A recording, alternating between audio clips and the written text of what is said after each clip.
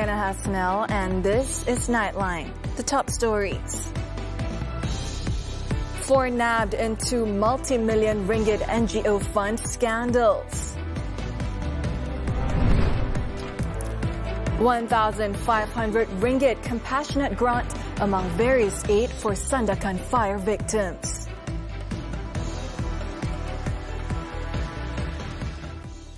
The headlining story. The Malaysian Anti-Corruption Commission, MACC, has confirmed that a misappropriation case involving about 230 million ringgit linked to a non-governmental organization, NGO, involved public donations, not zakat funds. MACC Chief Commissioner Tan Sri Azam Baki said investigations found the NGO received contributions from various sources, including commissions from certain collections intended for those in need. The anti-graft body chief said the funds did not reach their intended beneficiaries. Instead, some individuals allegedly diverted the money for personal use, including the purchase of luxury assets. Jadi sebenarnya tidak ada berkaitan dengan mana-mana dana zakat. Di mana-mana daripada mana-mana institusi dalam negara ini. Itu saya kena perbetulkan. Jadi ini menimbulkan persepsi yang tidak betul lah di kalangan masyarakat. Azam added that investigations are ongoing, with the MACC expanding the scope of the probe to ensure transparency and accountability throughout the process, in line with principles of integrity and good governance. In the case, 2 men, including an NGO deputy chairman in their 50s and 60s, were remanded for 4 days until April 25th to assist in the investigation. The remand order was issued by Magistrate Amira Mastura Khamis following an application by the MACC at the Shah Alam Magistrates Court on Wednesday morning. Both suspects were arrested on Tuesday on suspicion of misappropriating about 230 million ringgit in NGO funds. In Negeri Sembilan, an independent preacher has been remanded for 5 days until April 26th to assist investigations into the alleged misappropriation of about 12.3 million ringgit in funds belonging to an NGO. The remand order against a man in his 30s was issued by Magistrate Sarah Afika Zulkifli at the Seremban Magistrates Court this morning, following an application by the MACC. According to sources, the suspect, who is also the chairman of the NGO, was arrested about 8 p.m. on Tuesday when he turned up to give his statement at the Negeri Sembilan MACC office. The suspect is believed to have committed the offences between September 2022 and now by abusing his position and conspiring with 2 other committee members. He is suspected of transferring approximately 12.3 million ringgit into his personal bank account, as well as into 8 company accounts believed to be linked to him. The MACC had frozen 15 bank accounts comprising 3 personal accounts, 3 NGO accounts, and 9 company accounts, with a total value of about 16.5 million ringgit. Authorities also seized various assets, including 6,576 ringgit in cash, foreign currency comprising 95,568 Saudi riyal and 795 Singapore dollars, as well as luxury items such as watches, handbags, and jewelry. Also confiscated were gold items, including 51 1-gram gold bars estimated to be worth about 31,000 ringgit. Negeri Sembilan MACC Director Awang Ko Ahmad Taufik Putra Awang Ismail confirmed the arrest and said the case is being investigated under the MACC Act. The Director General of the Survey and Mapping Department pleaded not guilty at the Kuala Lumpur Sessions Court to a charge of abusing his position to secure funds totaling over 136,000 ringgit for his own attendance at international forums. Datuk Hazri Hassan, who also serves as the chairman of the Land Surveyors Board, is accused of using his dual roles to deliberate on and approve funding from the Land Surveyors Board for his participation in forums held in Saudi Arabia and the United States. The offences were allegedly committed at the board's office in Pusat Bandar Melawati between August 3rd and December 31st, 2024. The charges were framed under the Malaysian Anti-Corruption Commission Act for using an office or position for gratification, which carries a maximum penalty of 20 years in jail and a fine of not less than 5 times the sum of the gratification or 10,000 ringgit, whichever is higher. The court granted Hazri bail of 70,000 ringgit with one surety and ordered him to surrender his passport to the court pending the conclusion of the case. Judge Suzana Hussein set June 4th for the next case mention. The government will provide cash assistance of 1,500 ringgit to each of the 300 families affected by the Kampung Bahagia fire in Sabah. Prime Minister Datuk Sri Anwar Ibrahim said aid will also be extended to students, with each affected student receiving 300 ringgit. The Prime Minister made the announcement as he was visiting the site of the major fire, which destroyed about 1,000 homes in the incident on Sunday. Anwar was accompanied by Sabah Chief Minister Datuk Sri Hajiji Noor and Minister in the Prime Minister's Department for Sabah and Sarawak Affairs, Datuk Mustafa Sakmut. The Prime Minister later met with the victims at the Temporary Relief Centre at PPR Batu Sapi. He said the assistance totaling 450,000 ringgit would be channeled immediately to the affected families. Mereka awal ini saya sediakan RM500 tambahan lagi, dijadikan RM1,500 untuk semua yang terlibat. Tapi kita tahu ini bukan penyelesaian, ini hanya beberapa langkah sementara dan saya mahu saluran itu disampaikan segera. Saya tidak mahu tertangguh sebab keluarga itu harus mendapat jaminan. As for the aid for students, it will be given out by the Education Ministry and will benefit 454 Malaysian students from 12 schools. Temporary flexibility will also be given to affected students to attend school without wearing uniforms for the time being. Tentulah cara dan kaedah penyelesaian itu berbeza. Kita terpaksa beri tumpuan lebih kepada warga negara, tapi dalam masa yang sama dan atas peri kemanusiaan, saya ucap terima kasih kerana kerajaan negeri memulakan satu rencana membantu ya, tanpa mengira sama ada itu orang warga negara itu bukan, isu kemanusiaan, makan, minum, tempat tinggal sementara, keselamatan mereka, itu semua harus diliti sekarang. The fire, which broke out at the water settlement in Sandakan last Sunday, left at least 9,000 residents homeless after 1,000 houses were destroyed. In related news, the Prime Minister also announced that all victims will receive free replacement of identification documents. The initiative will be carried out by the National Registration Department and will cover birth certificates, death certificates, MACC, and non-Muslim marriage certificates.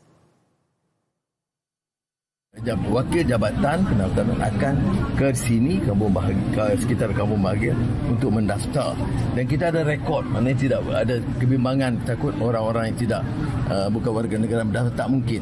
Kerana daftar kita ada rekodnya ada.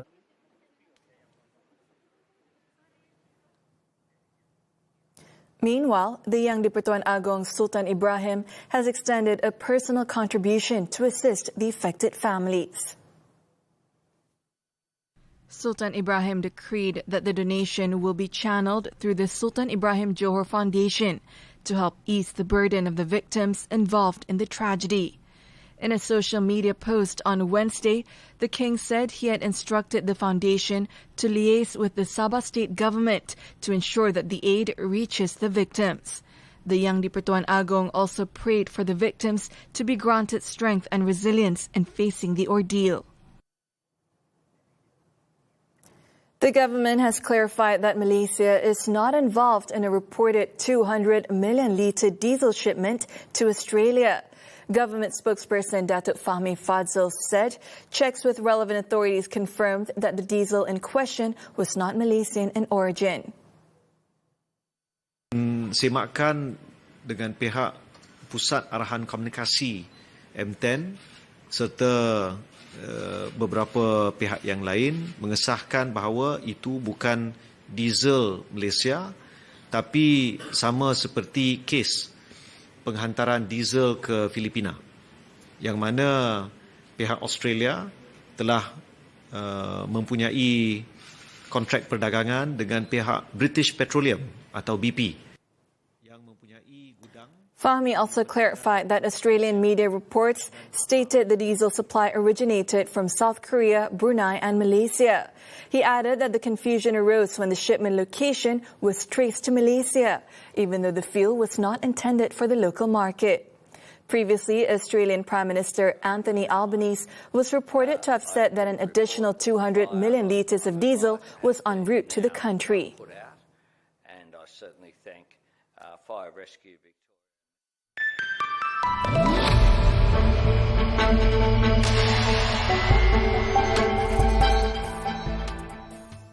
Malaysia's capital market rose to a record 4.3 trillion ringgit in 2025, up 3.2% from 4.17 trillion ringgit in 2024. According to Securities Commission SC, the increase was supported by higher corporate bond issuances and stronger fund management inflows. In its 2025 annual report released on Wednesday, the Commission said that the Malaysian capital market remained resilient last year, despite a volatile global landscape. However, SC Chairman Datuk Muhammad Faiz Azmi said the country must continue attracting long-term investors, despite benefiting from fund rotation inflows. If you rely on foreigners, they're very fickle, right? All masuk 1 year and the next year all keluar. Because they tend to follow where they think they can get returns. And that's why we thought of the fourth pillar. We've got to find people who don't just move temporarily. We need to find long-term investors who are willing to stick with it because they want the returns over long term. Faiz added that geopolitical conflicts have affected investor sentiment, leading to a 19.7% decline in the average daily trading value in the equities market to 2.7 billion ringgit. The Islamic capital market grew by 4.31% to 2.7 trillion ringgit, while assets under management in the fund management industry rose 6.9% to a record 1.14 trillion ringgit. Meanwhile, funds raised through the capital market surged 35.4% to 187.7 billion ringgit. A total of 60 initial public offerings were also listed last year, surpassing the 55 listings recorded in the previous year. Malaysia's economy is expected to remain resilient in 2026, supported by stable domestic demand and investment anchored by national development priorities.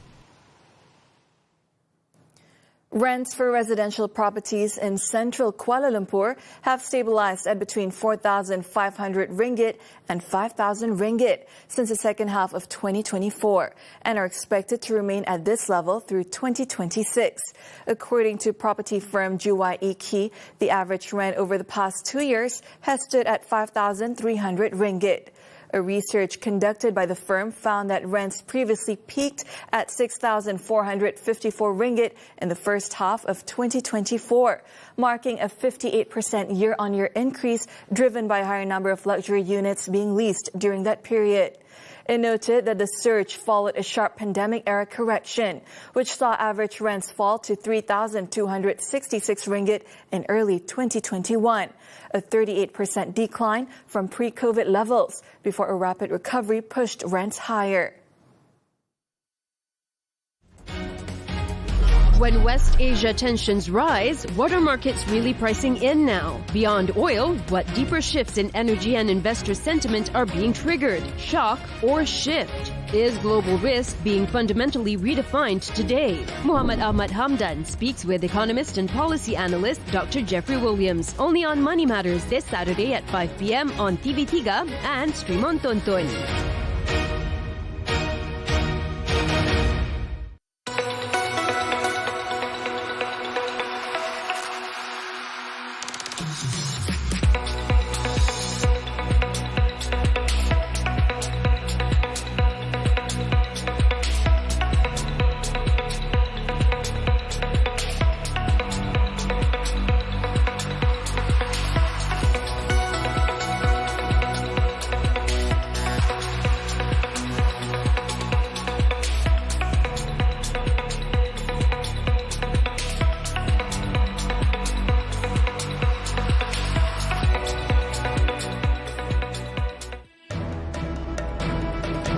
charged with operating childcare center without registration.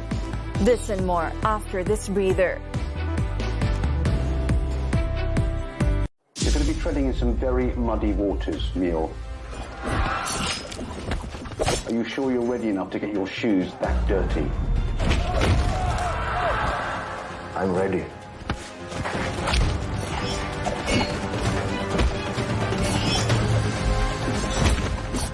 Kalau abang teruskan, abang mesti jumpa kebenarannya.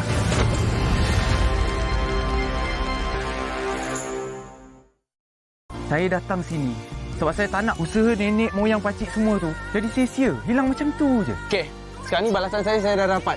Awak tunggu balasan awak sebab tak tolong saya. Cakap pula gini. Mama ada sakit apa ke? Kenapa Mama tak nak beritahu Zaf? Saya mengaku salah saya, tapi takkanlah awak tak boleh maafkan saya langsung. Bila Cinta Menjadi Dosa, Jumaat hingga Ahad 9 malam di Lestari TV3 dan stream 24 jam lebih awal ditonton. Per 10 saya bagi 8 per 10. 8. Saya bagi 9.9. Of course 10 lah. 10 per 10. 10 of course 10. To Beto and everybody dalam gayung 2, I give 10. Gayung 2. Saya akan bagi 20 per 10. 12. Sorry to say, 12. Kalau kau 12, aku bagi 20 10 boleh.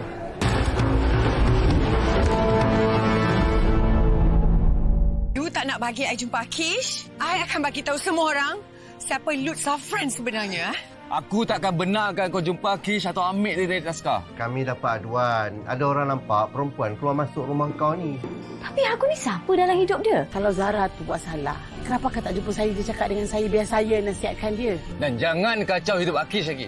Bayangan Lelaki Sempurna, Isnin hingga Jumaat 7 malam di Akasia TV3 dan stream sekarang melalui Tonton.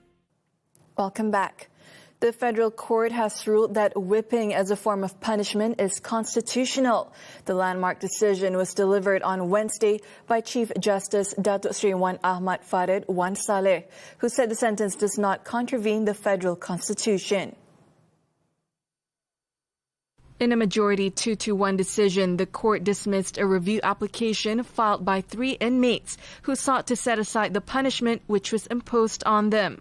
The applicants argued that whipping violated their constitutional rights to life and equality before the law, as guaranteed under Articles 5(1) and 8(1) of the Federal Constitution. However, Wan Ahmad Farid said that whipping does not fall within the scope of cruel, inhuman, or degrading punishment from a constitutional perspective, and further argued that the primary purpose of the sentence is punitive in nature.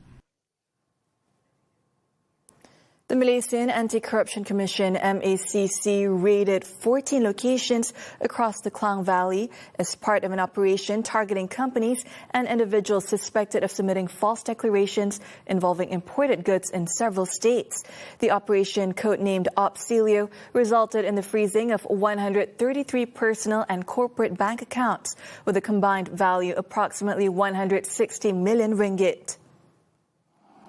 MACC Special Operations Division Senior Director Datuk Muhammad Zamri Zainul Abidin said the operation focused on companies and individuals, including importers, shipping agents and middlemen believed to be involved in submitting false declarations. Investigations revealed that the syndicate had also allegedly bribed enforcement officers to protect its illegal activities, in addition to being involved in money laundering activities involving millions of ringgit. A company owner was remanded for 5 days on suspicion of being involved in a false declaration syndicate for imported goods submitted to the Customs Department at Port Klang. The suspect is believed to have been in collusion since 2020, acting as a runner for individuals, companies, and shipping agents handling the import of goods. In Selangor, the founder and manager of a childcare center pleaded not guilty at the Shah Alam Magistrates Court on Wednesday for operating the center without valid registration. The founder, Datin Nur Fadilah alias, aged 36, and the center's manager, 33-year-old Nurul Farhana Ramli, made the plea when the charges were read before Magistrate Muhammad Shafiq Sulaiman. The duo was jointly charged with operating a childcare center in Section 3 Shah Alam without approval from the Social Welfare Department at 3:54 p.m. on January 21st last year. Both also each face a separate charge of operating another unregistered center in Kota Kemuning at 12:30 p.m. on January 19th last year. Farhana faces an additional charge under the Penal Code for negligence by endangering a child's life. She is accused of leaving a child locked in a room at the Section 3 Center at 4:32 p.m. on October 6, 2025.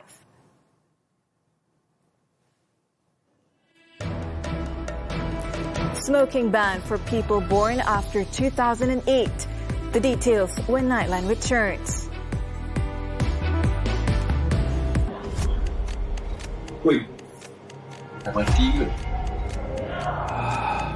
Dah matilah. Bro. Mati. Kau apa tu? Dah.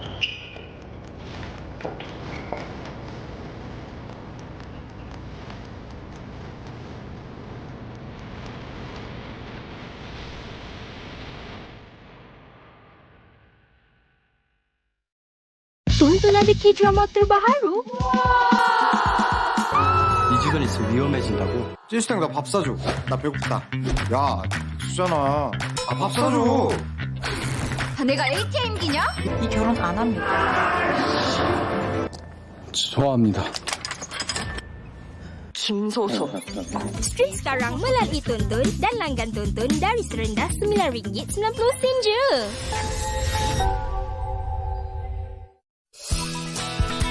Pening memikirkan masa hadapan, betul ke jalan yang dipilih? Krisis di pertengahan usia, bagaimana kita atasinya? Sambal gesek cencadu sumbat sambal? Aneka menu sambal Selasa nanti kami bawakan. Kerja dari rumah lebih mudah urus masa dan kewangan? Apakah implikasi dan juga relevannya? Hidup huru-hara kalau suka orang masuk campur? Cari punca bahaya orang ketiga? Terlalu kuat bekerja, rosak rumah tangga? Pasangan workaholic Jumaat nanti. Semuanya di WCHU3 dan stream sekarang ditonton. Hai, anda semua sedang menonton Muzik-Muzik 40 bersama Dayang. Kisah cinta yang telah... Orang cakap Dayang standby on stage. Dayang masih lagi macam ni tau. Kenapa? Buat rambut.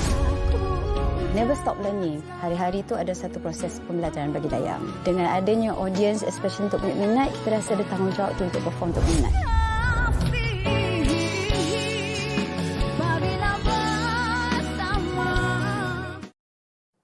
We're back with news from the foreign front.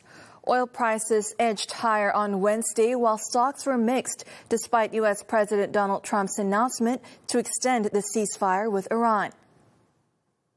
Brent North Sea was once more above $100 a barrel, while West Texas Intermediate WTI traded back above $90 US.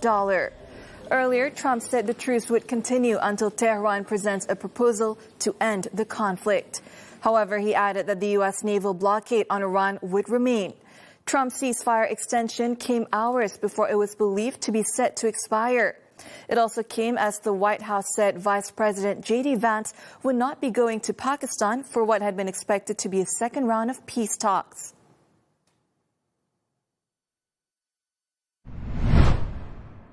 In a related development, Iran has set a clear precondition for resuming negotiations with the United States, saying talks can only proceed if Washington lifts its naval blockade. Its UN ambassador, Amir Said Iravani, said the blockade violates the ceasefire and must be removed before a second round of peace talks in Pakistan can take place.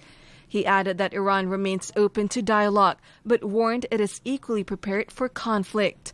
Meanwhile, Pakistan's Prime Minister Shehbaz Sharif expressed his gratitude to the U.S. president for agreeing to extend the ceasefire. Sharif said Islamabad would continue its efforts towards a negotiated settlement and expressed hope both sides will honor the truce and reach a comprehensive peace deal during the next round of talks in Islamabad.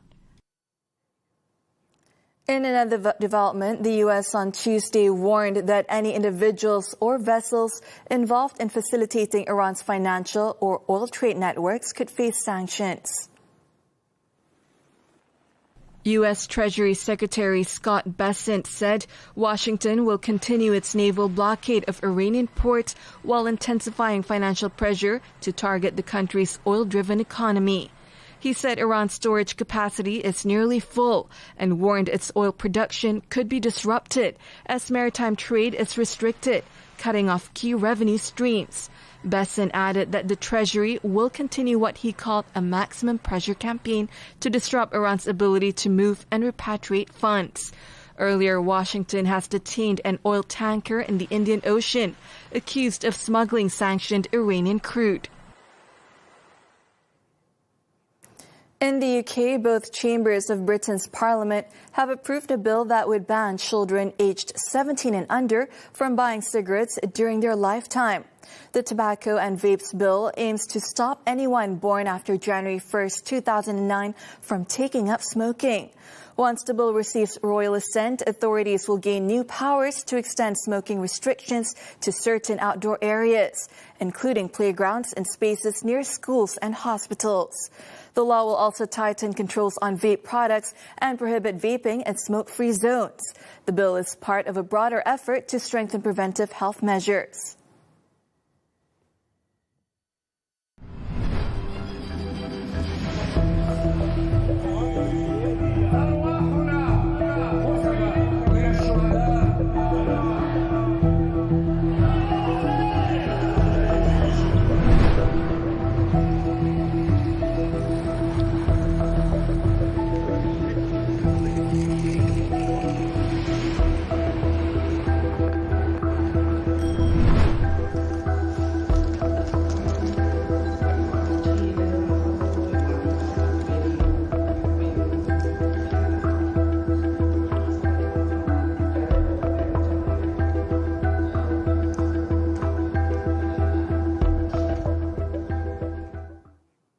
On to sports now, football and the 2026 ASEAN Under-17 Championship.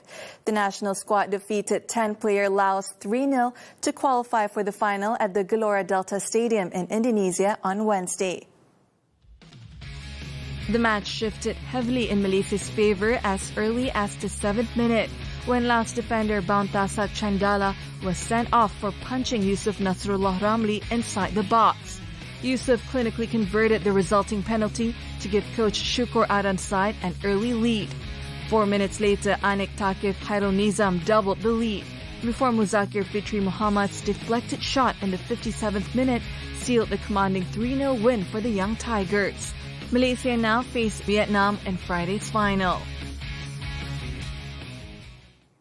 Still on football, Japan's Machida Zelvia have reached their first ever AFC Champions League Elite Final after a historic 1-0 win over Shabab Al Ahli in their semi-final clash on Tuesday.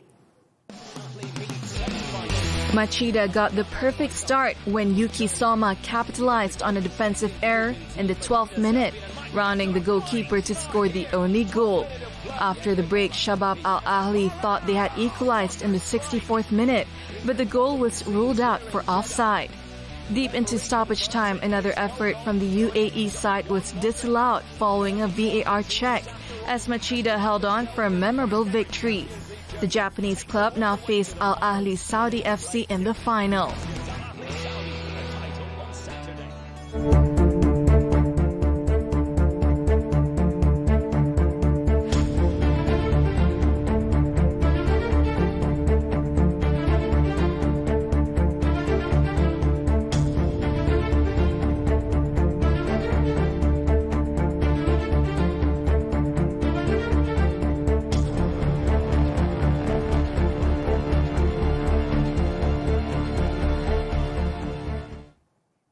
And that concludes Nightline this time around. Before we leave, let's take a look at tourists gathering at the Morro dos Irmãos in Brazil to watch the beauty of the sunrise over the Vigil Favela. With that, I'm Liyana Hassanel. Thank you for watching and see you next time.